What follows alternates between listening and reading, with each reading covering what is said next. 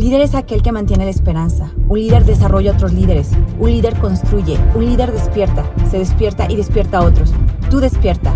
Hola, soy Noemí Gómez, apasionada del liderazgo y del crecimiento de las personas. Despierta Líder es un podcast sobre liderazgo.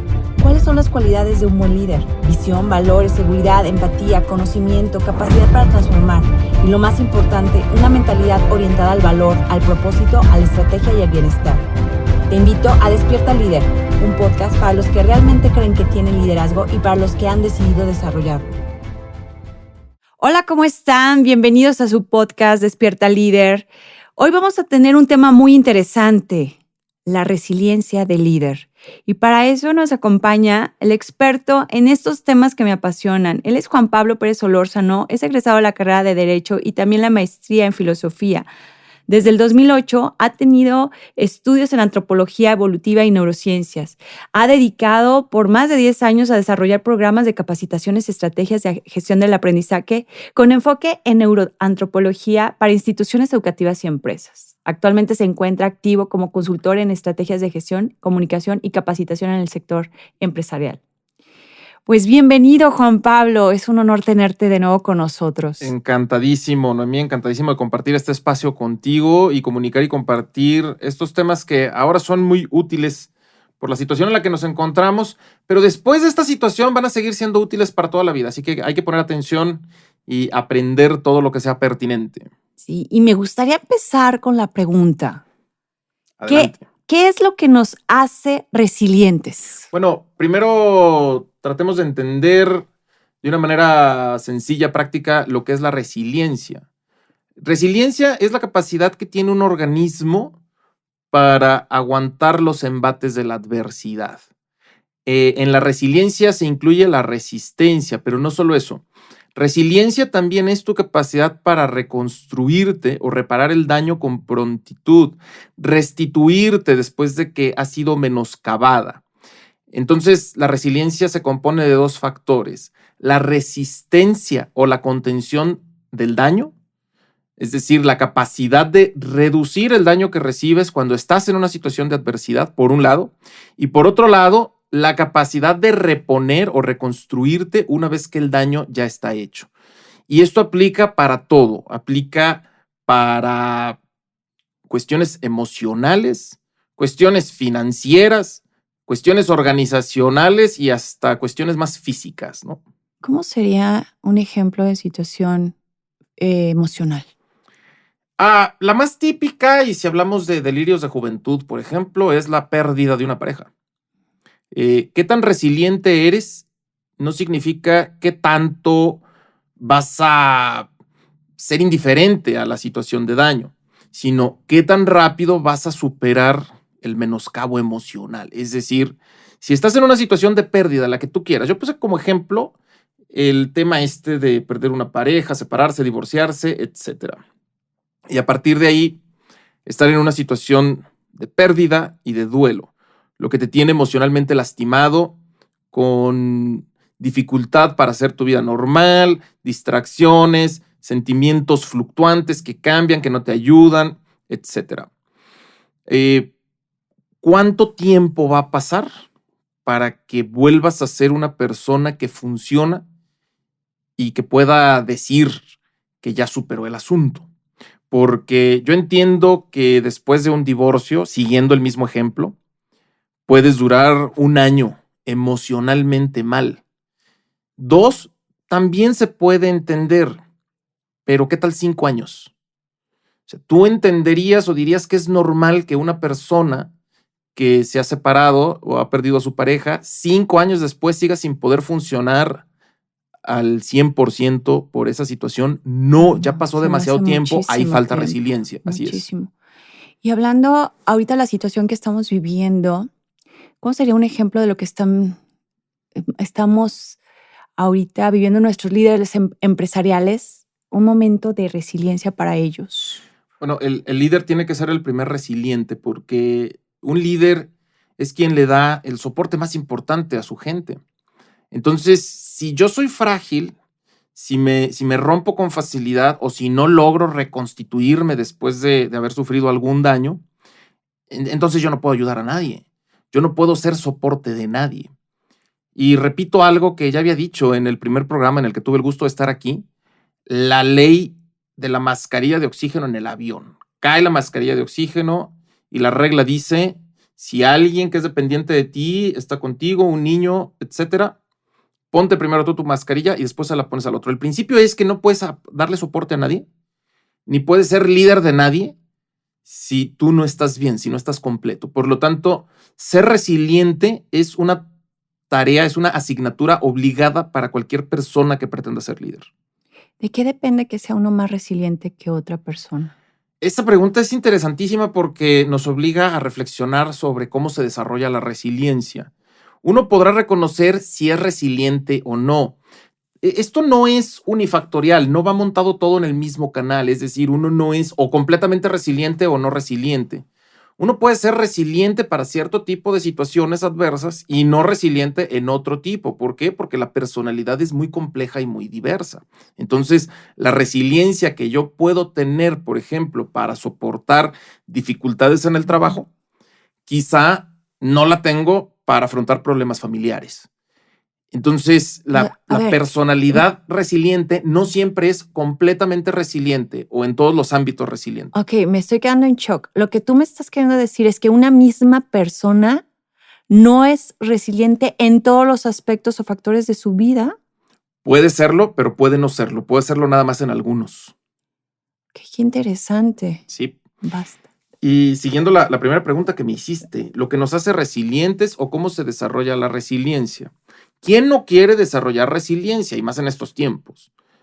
Y si la gente dice, yo quiero desarrollar resiliencia, pues la pregunta obligada es, ¿y cómo se hace eso? Bien, lo que te concede el desarrollo de la resiliencia, en primer lugar, es la experiencia. Sin embargo, esta no se puede forzar muy didáctica o pedagógicamente. Así como intencionalmente decir, me voy a someter a experiencias terribles, desagradables y situaciones adversas para ser resiliente. Pues no, nadie hace eso, sería una locura.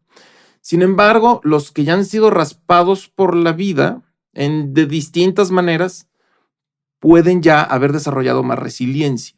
La experiencia es un factor, sin embargo, este factor no necesariamente es algo que a tu libre voluntad vas a activar. Ahora, si tú quieres trabajar para ser una persona más resiliencia, tienes que aprender a combinar estas dos cosas que yo llamo espectros de completitud en la personalidad. ¿Qué es un espectro de completitud? Es cuando logras combinar dos cualidades opuestas en tu personalidad y sacar el mejor provecho de ambas. Pongo un ejemplo. Suele ser opuesto en la personalidad la disciplina y la creatividad. Es decir, las personas disciplinadas no suelen ser las más creativas y las personas más creativas no suelen ser disciplinadas. Hay excepciones. Nunca me gusta generalizar. ¿Por qué disciplina y creatividad son opuestas? Pues porque la disciplina se caracteriza por la constancia. Y la constancia implica que las cosas sean más o menos iguales. Esto nos habla del espectro de la rutina, por ejemplo. En cambio, el creativo no quiere que las cosas sean ni tantito iguales, quiere que todo sea diferente, por lo tanto es inconstante, por lo tanto no es disciplinado. Pero, ¿qué será de aquel que logre ser disciplinado y a la vez creativo? Se puede. Cuando pones en un punto de equilibrio la disciplina, es decir, no la exageras, no la llevas al extremo, y cuando le pones límites a tu creatividad y a toda la varianza que implica la creatividad, entonces tienes una de las características más deseadas y muy poco dadas en el ser humano, que es la combinación de disciplina y creatividad. Y una persona que combine esto va a tener ahí un portafolio de capacidades para ser más exitosa. Oye, estoy pensando, o sea, yo confieso que soy muy estructurada y muy disciplinada y asumí que la creatividad a mí no se me da.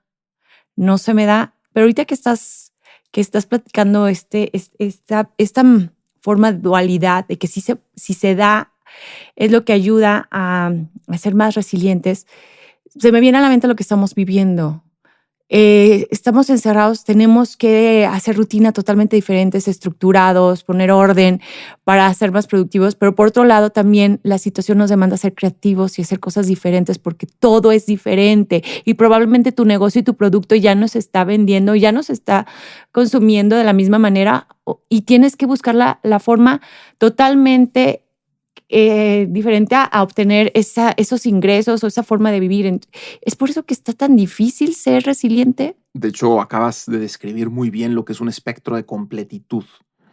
Si eres líder en una empresa y gracias a tu liderazgo la empresa ha destacado por su disciplina, su constancia, que en el ámbito organizacional a eso le llamamos la estandarización. ¿Qué significa la palabra estandarización? Bueno, pues que las cosas suceden de la misma manera para encontrar consistencia y regularidad. Pero en un escenario de cambio tan abrupto como este, eso no es lo que más necesitas ahora. Necesitas poder hacer cambios rápidos. Pero si por la estandarización te hiciste rígido, entonces te va a costar trabajo. Y lo que Muchísimo. fue tu principal factor de éxito, tu estandarización, ahora se convierte en la debilidad que te puede matar, el no poder cambiar con rapidez. Ese es el tema. Y eso que tú mencionas es justamente un espectro de completitud. ¿Cuál es el espectro de completitud de la resiliencia como tal? Tienes que combinar dos factores para ser resiliente y son dos factores opuestos. Por un lado es la estructura, la solidez, la disciplina y por otro la flexibilidad. Es muy parecido al espectro de disciplina, creatividad. En el caso de la resiliencia también es disciplina, orden y flexibilidad. Para mí, el mejor ejemplo, la mejor metáfora de una sustancia resiliente que cumple con estas dos cualidades, es resistente y a la vez es flexible, es la telaraña.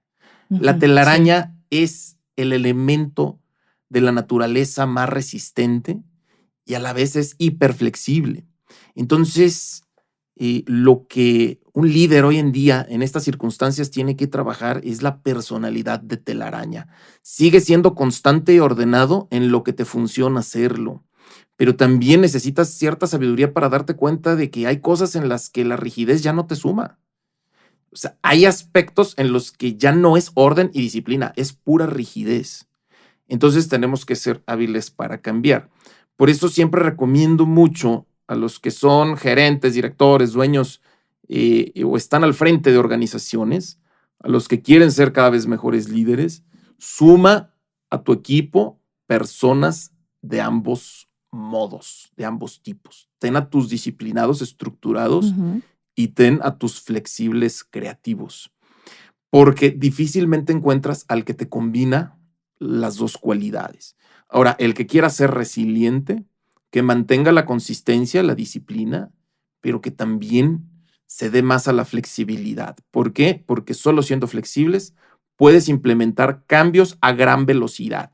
Y esta circunstancia, COVID-19, cuarentena, crisis económica, este paquetote de problemas que se nos vino ya encima, no digo se viene encima, no, ya lo tenemos encima, requiere precisamente eso, la capacidad de hacer grandes cambios a una gran velocidad. Y estos grandes cambios que estás de acuerdo que son inesperados, abruptos y que generan muchísima incertidumbre, muchísima. No sé si Sí. es por eso que ahorita yo traigo demasiado insomnio, se me está cayendo más el cabello, pero ¿cómo manejar? Ayúdanos, por favor. Ayúdanos a saber cómo manejar esa incertidumbre, por favor. Mira, las personas que más mal la pasan en una situación como esta son las más apegadas a su rutina, porque les mueves la rutina y sienten que se acabó el mundo. ¿Sí? Y obviamente aquí la rutina se nos acabó a todos. Y podemos observar que algunos, los más apegados a su rutina, están experimentando una gran ansiedad antes de poderse adaptar a las nuevas circunstancias en las que abruptamente fuimos metidos. Y las personas que no necesariamente estaban tan apegadas o no son dependientes emocionales de su rutina, pues se adaptan un poquito mejor, es decir, tienen las emociones más sanas en este momento. Insisto, todo esto sin generalizar porque hay una gran variedad en todo este circo de las emociones, en todo este drama interior de las emociones que cada uno por su cuenta vive en el interior de su cabeza.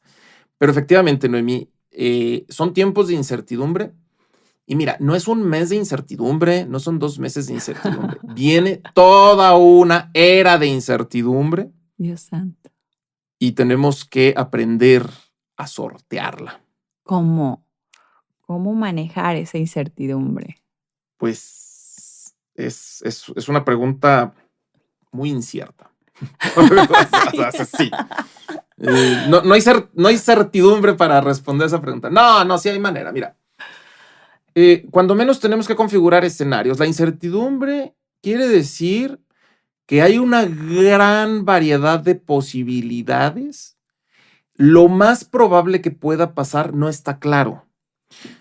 Todo el tiempo vivimos en el azar de una gran variedad de posibilidades.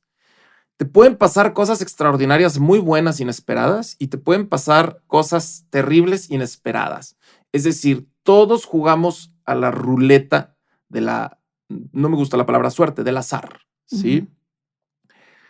Y tú dices, bueno, pero ¿por qué regularmente no estamos preocupados por eso?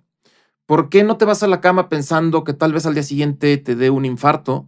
Que tal vez al día siguiente tengas un accidente automovilístico, etcétera. Bueno, porque eso no es lo más probable que va a ocurrir, ya que no ocurre muy seguido, o si te ocurre muy seguido, pues qué terrible, ¿no? Digo, ahí sí es pésima suerte. Pero en realidad, cuando tenemos claro qué es lo más probable que va a ocurrir, entonces ahí ya disolvemos la sensación de incertidumbre.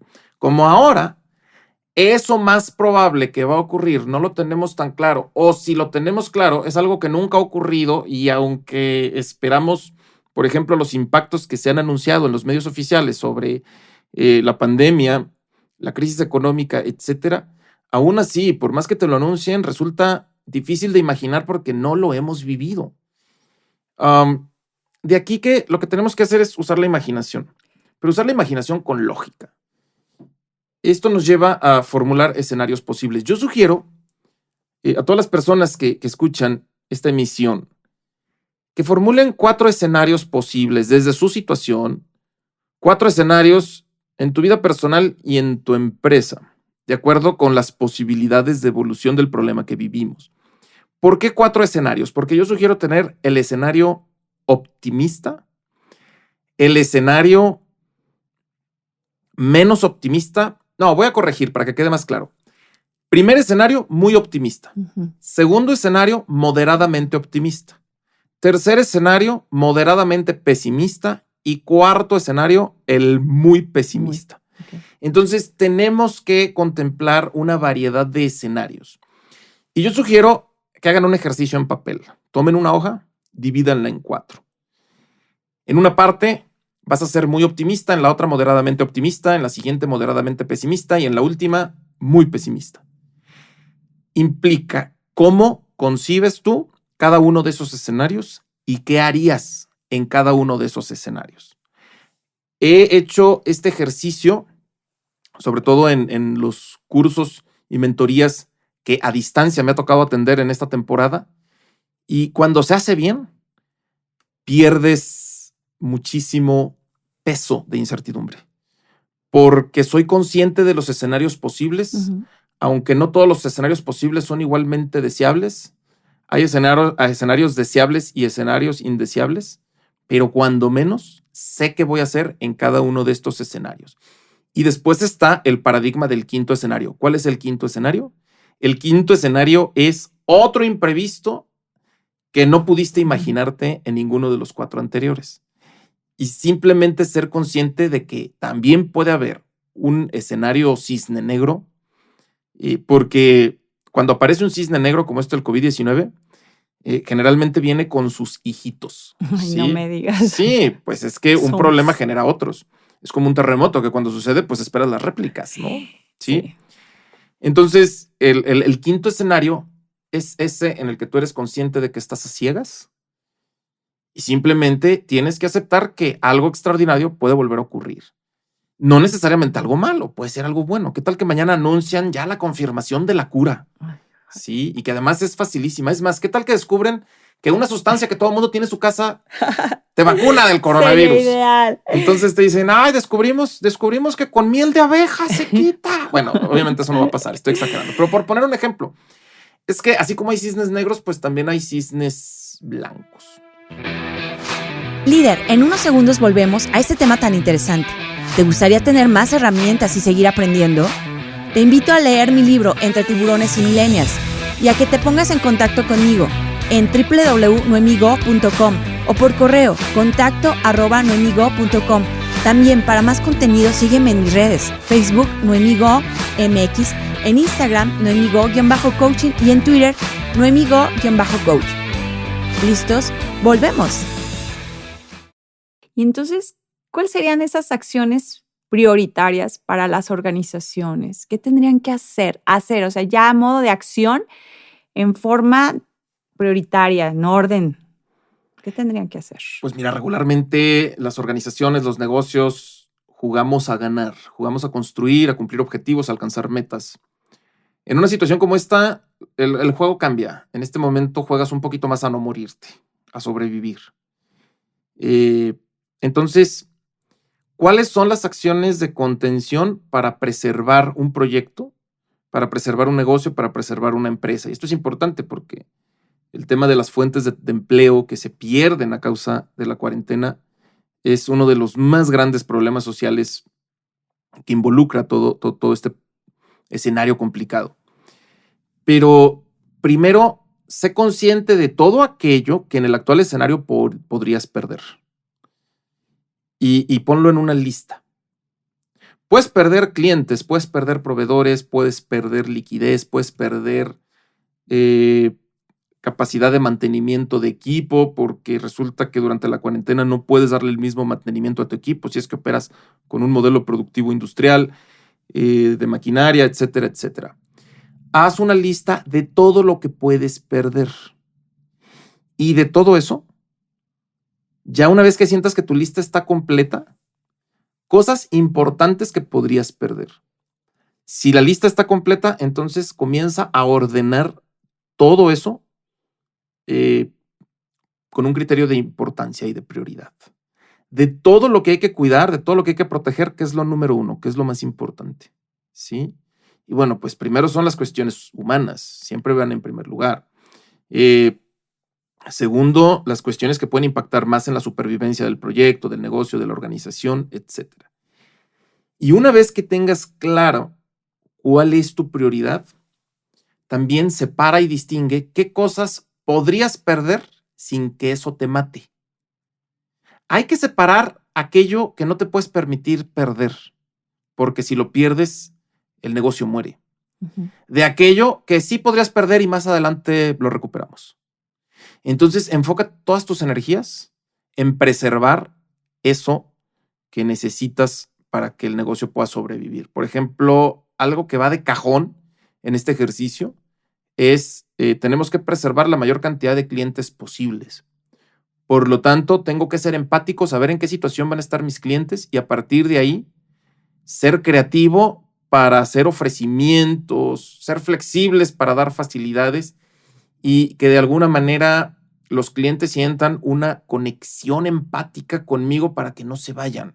Estoy poniendo un ejemplo nada más. No quiero decir que lo más importante de todo sean los clientes, ¿no? En un negocio hay cosas que están en primer lugar. Pues bueno, cada negocio es diferente. Pero el punto es que en un plan de contención, tu capacidad, tu energía para proteger el negocio es limitada. Por lo tanto, tienes que decidir qué vas a proteger primero, ¿sí? Y ese es el primer movimiento. El segundo movimiento tiene que ser más hacia adelante. Es decir, ¿qué cosas nuevas podemos hacer en el actual escenario? Y esto ya tiene que ver con innovación. ¿Qué giros le podemos dar a nuestro servicio, a nuestro producto, a nuestra manera de operar para poder adaptarnos mejor? Primero es preservar, porque si no preservas te mueres. Segundo es poder generar el mayor valor posible aún en medio de la tempestad. ¿Sí? Y eso requiere mucha visión, porque de entrada, mira, es más fácil visualizarlo primero. El problema con el tema de aquello y prioritario que quieres rescatar, el problema es creer que todo es igualmente importante rescatar. Sí, no quieres soltar nada, no quieres desprenderte de nada. Somos demasiado apalancados con las cosas, ¿no? Exactamente. La gran mayoría de los actores en este mundo llamado trabajo, profesión, negocio, etcétera, pues la gran mayoría estamos perdiendo algo. Y tenemos que generar claridad sobre qué me puedo permitir perder y qué no. Y enfocar mis energías en lo que no. Y ya después de eso, si siento que doy pasos seguros en ello, hay que visualizar cuál sería la manera de construir valor nuevo que me permita adaptarme con mayor prontitud a la situación. Pero de entrada, hoy más que nunca se debe tener un enfoque en prioridades. Y el peor error que puedes cometer cuando no tienes este enfoque bien calibrado en tu cerebro es creer que todo es importante y gastar energías y recursos en rescatar aquello que en realidad no vale tanto la pena rescatar. ¿Sí? Entonces, ahí tienes tú un punto importante. Por ejemplo, te pongo un ejemplo. De pronto descubrí que en una organización se perdía demasiado tiempo en cobranza que tú ya sabías que no iba a llegar. Porque, bueno, están los clientes que te deben y que te dicen que están en una situación complicada, que no tienen liquidez, que por favor les replantees los tiempos de pago. Pero están los que ya no te contestan el teléfono. De plano se esconden. ¿Sí? Y de pronto descubro, por ejemplo, que en una empresa están dedicando demasiadas horas a buscar y a enviar correos todos los días a los desaparecidos que no pagan. Pues, ¿para qué? Digo, esas cuentas con mucha probabilidad no las vas a cobrar, no pronto, o quizá nunca, y solamente estás gastando energías en tratar de cobrarlas cuando podrías poner a tu gente a trabajar en algo que responda más al orden de prioridades, ¿no? Por eso hay que pensar en el orden de prioridades, eso es crucial. Sí, tienes toda la razón. Cuando te estás enganchando en algo que... Pero es que no sé qué pasa en nuestra mente, que te enganchas y no estás viendo que a pesar de que no avanzas y que estás destinando esa energía a algo que ya está obsoleto, o sea, es algo negativo, es algo tóxico, porque pues no vas a recuperar ese dinero ahorita ni en mucho tiempo, es que no lo podemos ver en ese momento. Estamos como que estamos buscando en eso la última esperanza que tenemos y estamos ¿cómo se dice? Con la vista nublada, ¿no? Nublada, exactamente, queriendo poner la atención en algo por esperanza, pero es como el camuflaje, ¿no? Sí, ahí sí es falta de inteligencia emocional, porque cuando te pones necio en querer atender lo que no es urgente atender, en querer resolver lo que no es urgente resolver, o en querer proteger y preservar lo que no es tan necesario preservar, cuando te aferras a eso es porque te estás dejando llevar por tus emociones y porque no has logrado pensar la situación estratégicamente, haciendo tus emociones lo más que se pueda a un lado, poniéndolas en pausa, porque no podemos vivir sin sentir emociones, sin experimentar emociones. Pero cuando se trata de tomar decisiones importantes, sí tenemos que encontrarle el botón de pausa al flujo emocional. Por eso esta es una buena época para hacer, no sé si yoga, mindfulness.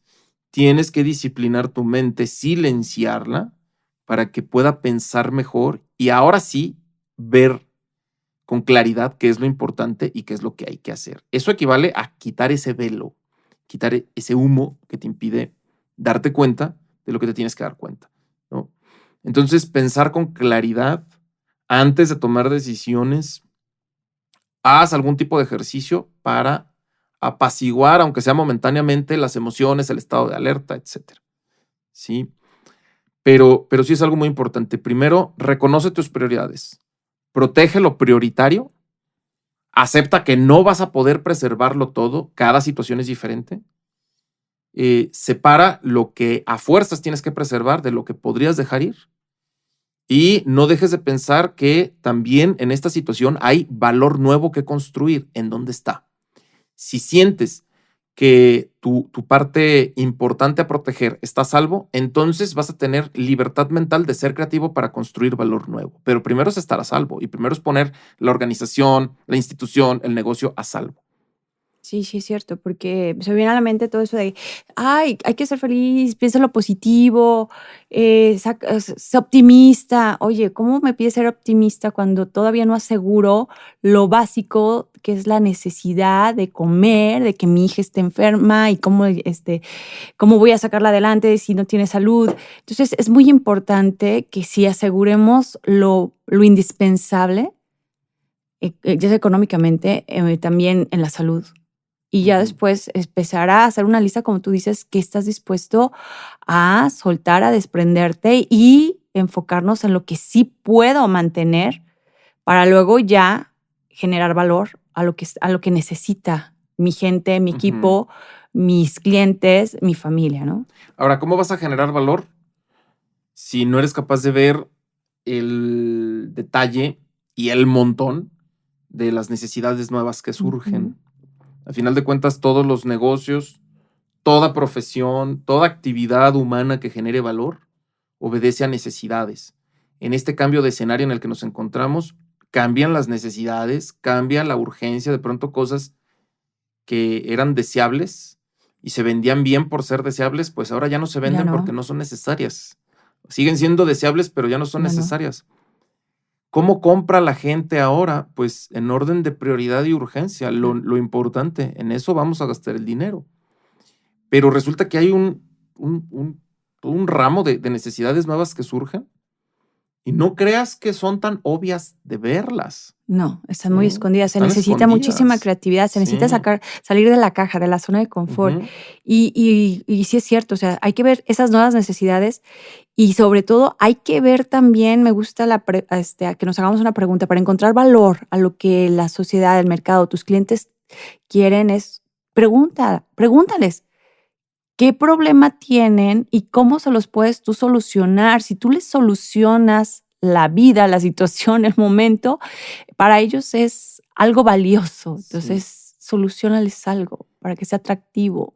Y también hay una manera inteligente ahí de usar las redes sociales. Porque si tú te metes tus redes sociales para entrar en la danza de la ansiedad y ver ese carrusel de noticias, casi todas terribles, además de que muchas falsas, etcétera, pues definitivamente estás intoxicando tu mente a lo tonto. Sí hay que estar informados, pero de una manera selectiva.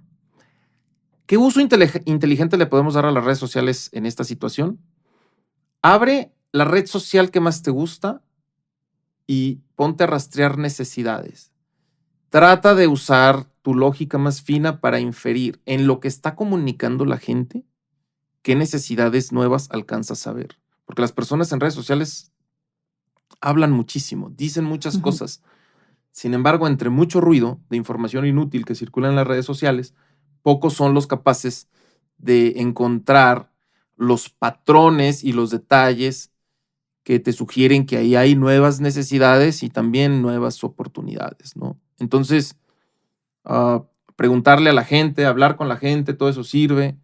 Hacer encuestas, ahorita que todo el mundo está conectado, pues un ejercicio útil puede ser hacer una buena consulta en formatos de Google y enviarlo en tus redes para darte cuenta de cómo la gente está, y con un modelo estadístico, obviamente, cómo la gente está concibiendo sus necesidades de acción en la actual situación. Y sí, fíjate cómo empezamos con la resiliencia y estamos acabando con oportunidades para que puedan salir de la resiliencia. Entonces, es muy interesante que estamos hablando de este tema de consejos. Y casi por finalizar para este episodio, desde tu perspectiva, ¿qué podemos esperar después del COVID-19? ¿Qué podemos esperar y qué podemos imaginar? Podemos imaginar lo que tú quieras, todo. Sí, depende de qué tan buen humor tengas o no, qué tan optimista o pesimista estés. Seguramente nos imaginamos muchísimas cosas. ¿Cómo podemos depurar la imaginación y encontrar consistencia en escenarios realmente factibles y realmente probables? Bueno, primero usemos una lógica muy elemental. eh, la recesión económica no es una posibilidad, es una realidad. Es correcto. ¿Qué tanto se va a recrudecer y cómo va a impactar en diversos sectores el recrudecimiento de la crisis económica?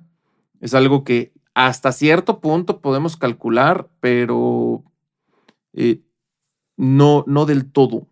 En este momento no podemos calcular qué clientes, pensando a nivel business to business, ¿no? ¿Qué clientes y qué proveedores van a sobrevivir? Hablo de negocios. Ujú. ¿Qué nichos de mercado van a seguir activos? ¿Hasta cuándo y durante cuánto tiempo o cuánto tiempo van a tardar en reactivar la demanda? Esas preguntas ahorita no las podemos responder. Lo que sí podemos saber es que la recuperación económica va a tardar. Sin embargo, me he dado a la tarea de leer a muchos economistas y dialogar con algunos. Y los economistas tienen algo curioso. ¿En qué consiste ser economista? Consiste en dos cosas. Primero, en decir lo que va a pasar. Ujú. Y segundo, en explicar por qué no pasó. Pero cuando los economistas en el universo de datos que te comparten, encuentras por ahí ciertas consistencias, aunque ahorita no podemos calcular los tiempos, sabemos que después de una caída en la actividad económica viene un rebote. Y se han emitido informes sobre ¿y cómo podemos esperar ese rebote? ¿En qué momento? ¿Cuándo? No hay certeza sobre ello. Lo que sí sabemos es que nos toca vivir en un mundo con una economía deprimida y que esta economía, así como de pronto trazó una curva hacia abajo y se desplomó, en algún momento va a trazar una curva hacia arriba y se va a levantar. Entonces, en los escenarios posibles, tú puedes hacer tu plan de supervivencia y después tu plan de reconstrucción, de relanzamiento, de renovación. Con lo que sí es difícil jugar es con las fechas, porque cuando estábamos en enero creíamos que esto iba a ser una crisis de abril, mayo y que en junio ya íbamos a estar haciendo nuestra vida normal. Después recibimos la información que nos decía que esto podía llegar a su punto más crudo en junio Ujú. y terminarse hasta octubre. Y uno dice, ay, pues como que está más rudo el asunto. Ayer circuló una estimación de un grupo de investigadores de varias universidades. Ahorita el Instituto Johns Hopkins es el que está tomando muchísimo liderazgo en hacer cálculos futuristas, pero matemáticos, sobre la situación. La Universidad de Harvard también participó en una investigación que dice que en todo 2021 no vamos a estar en una situación de normalidad, es decir, vamos a seguir encerrándonos intermitentemente y que aspiramos a que en 2022 ya nos quitemos de todo esto. No podemos saber, no podemos saber. Es incierto. Lo todo. único que sí tenemos que estar preparados para una larga tormenta. Y hay otro mensaje, Noemí. ¿Qué tal que no lo logramos y que el barco se hunde? ¿Qué tal que no rescatamos el negocio y no preservamos eso que quisimos preservar? Noemí, también hay que estar mentalmente preparados para volver a empezar. Y tú sabes que una de las grandes cualidades, y esto también es pura resiliencia, en un líder es la capacidad para volver a empezar. De cero, así se dice. Se dice de cero, pero la verdad es que nunca empiezas de cero. O sea, volver a empezar nunca es de cero, porque cuando vuelves a empezar ya tienes la experiencia previa. Totalmente. Y eso ya te pone muy por encima de la línea del cero, ¿sí? Pero hay que estar abiertos a la posibilidad de volver a empezar. Ese puede ser el otro escenario que vas a poner en tu tabla de escenarios.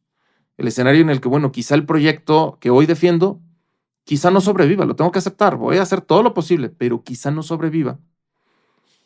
Y algo que hace a un emprendedor exitoso, a un líder exitoso, es el saber reconstruirse después de haber fracasado. ¿Cuántos negocios perdiste? No por pandemia, coronavirus, sino por tus propios errores o por tus malas estimaciones de que iba a ser un buen negocio y no resultó ser un buen negocio.